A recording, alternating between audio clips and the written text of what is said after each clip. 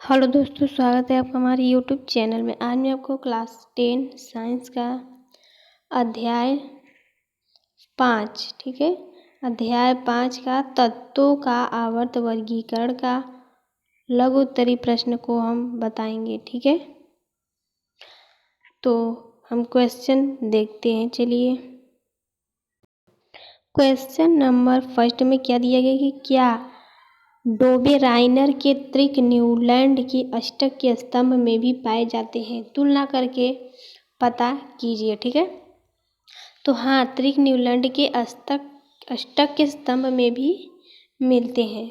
Lithium, sodium और potassium जो है ये न्यूलैंड के अष्टक नियम में भी पाए जाते हैं। लिथियम, सोडियम और पोटेशियम। ठीक है, क्वेश्चन नंबर 2 में दिया गया है कि डोबेराइनर के वर्गीकरण की क्या सीमा है? ठीक है, डोबेराइनर के वर्गीकरण की क्या सीमा है? तो डोबेराइनर केवल 3 तत्वों के त्रिक को उस समय पहचान सकें एवं सभी तत्वों का वर्गीकरण करके त्रिक के अनुसार नहीं हो सका। ठीक है, जो डोबेराइनर थे वो केवल 3 तत्वों के त्रिक को ही उस समय पहचान सके और सभी तत्वों को त्रिक के अनुसार नहीं हो सका। ठीक है, और तीसरा क्वेश्चन है कि न्यूलैंड के अष्टक सिद्धांत की क्या सीमाएं हैं? तो न्यूलैंड के अष्टक सिद्धांत की कैल्शियम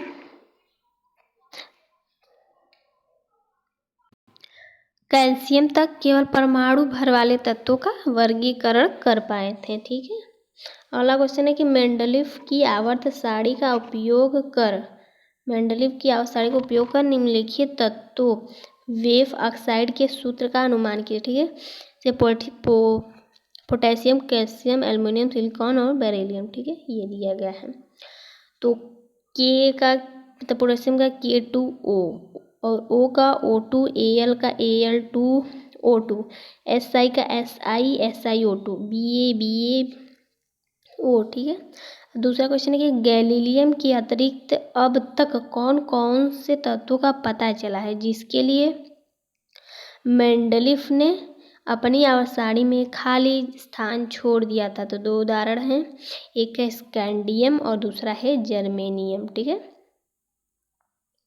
आगे देखते हैं।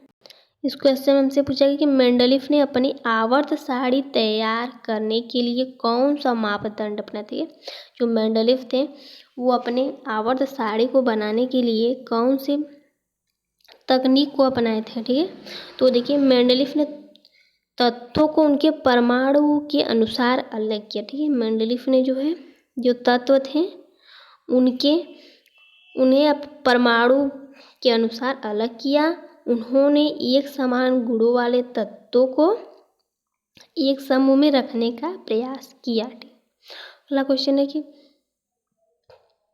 आपके अनुसार उत्कृष्ट गैसों को अलग समूह में क्यों रखा जाए? तो उत्कृष्ट गैसों अक्रियशील होती हैं। क्या उत्कृष्ट गैस जो है अक्रियशील होती हैं, अतः अलग वर्ग में रखा गया। ठीक है, अगला क्वेश्चन कि आधुनिक आवर्त सारणी द्वारा किस प्रकार से मेंडलीफ की आवर्त सारणी की विविध विसंगतियों को दूर किया गया? तो इसका आंसर देखते हैं।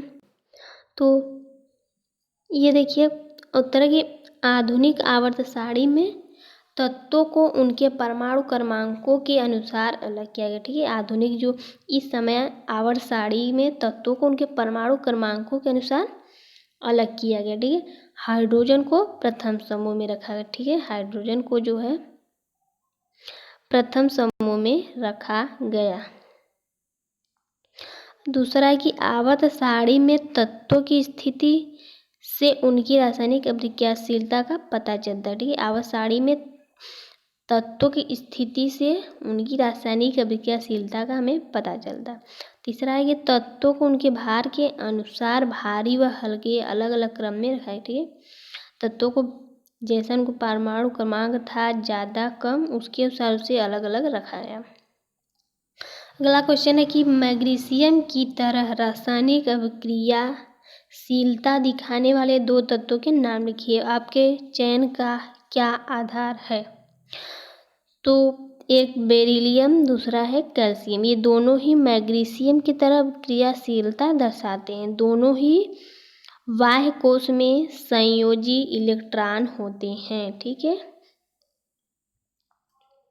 आगे कि इस क्वेश्चन में हमें क्वेश्चन 3 में कि नाम बताना है। ये 3 तत्वों जिनके बाहरी कोश में एक इलेक्ट्रॉन उपस्थित हो, तो वो हैं लिथियम, सोडियम और पोटेशियम। इनके बाहरी कोश में एक इलेक्ट्रॉन उपस्थित होते हैं। ठीक है, दूसरा है कि 2 तत्वों जिनके बाहरी कोश में 2 इलेक्ट्रॉन उपस्थित, तो है मैग्नीशियम और कैल्शियम। इसके बाहरी कोश में 2 इलेक्ट्रॉन उपस्थित होते हैं, मैग्नीशियम और कैल्शियम के।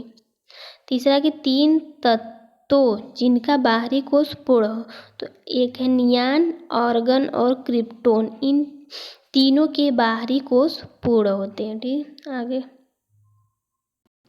इस क्वेश्चन में हमें दिया गया कि लिथियम, सोडियम, पोटेशियम ये सभी धातुएं जल से अभिक्रिया कर हाइड्रोजन गैस मुक्त करती। इन तत्वों के परमाणुओं में कोई समानता है। ठीक है, तो हाँ, इन तत्वों के परमाणुओं में समानता है। इनके बाह्यतम कोश में केवल एक इलेक्ट्रॉन होता है। कितने? एक इलेक्ट्रॉन। इनकी संयोजकता भी समान होती है।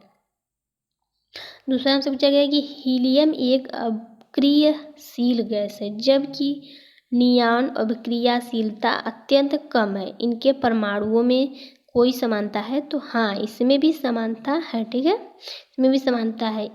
दोनों संयोजकता शून्य है। ठीक है, दोनों की संयोजकता शून्य है। इनके बाह्यतम कोश पूर्ण होते हैं। ठीक है, और अगला क्वेश्चन है कि आधुनिक आवर्त सारणी में पहले 10 तत्वों में कौन सी धातुएं हैं? तो लिथियम और बेरिलियम ये जो है धातु हैं। आगे इस क्वेश्चन में हमसे पूछा गया नाइट्रोजन परमाणु संख्या 7 तथा परमाणु संख्या 15 के आवर्त सारणी के समूह 15 तत्व हैं। इन दोनों तत्वों का इलेक्ट्रॉनिक विन्यास लिखें। इनमें से कौन सा तत्व अधिक ऋण विद्युत होगा और क्यों? ठीक है, तो नाइट्रोजन की परमाणु संख्या 7, 2, 5। ठीक है, इसका इलेक्ट्रॉनिक विन्यास 2, 5 है। अतः यह अधिक विद्युत ऋणात्मक होता है। क्या होता है? विद्युत ऋणात्मक।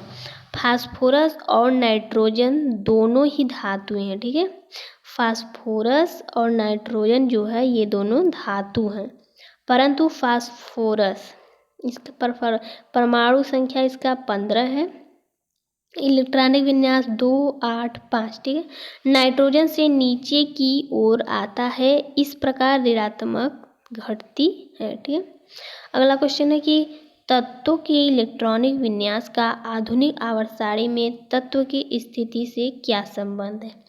तो इसका आंसर है कि तत्वों का उनके इलेक्ट्रॉनिक विन्यास के अनुसार वर्गीकरण किया गया है। किसी तत्व की बाह्यतम कोश में उपस्थित इलेक्ट्रॉन, ठीक है, किसी तत्व के बाह्यतम कोश में उपस्थित इलेक्ट्रॉन से उसकी संयोजकता का पता चलता है, तथा कोशों की जो उसके कोश होते हैं, बाह्यतम कोशों की कुल संख्या उसकी आवर्त संख्या होता है। ठीक है, कोशों की जो कुल संख्या होती है उसकी आवर्त संख्या होता है।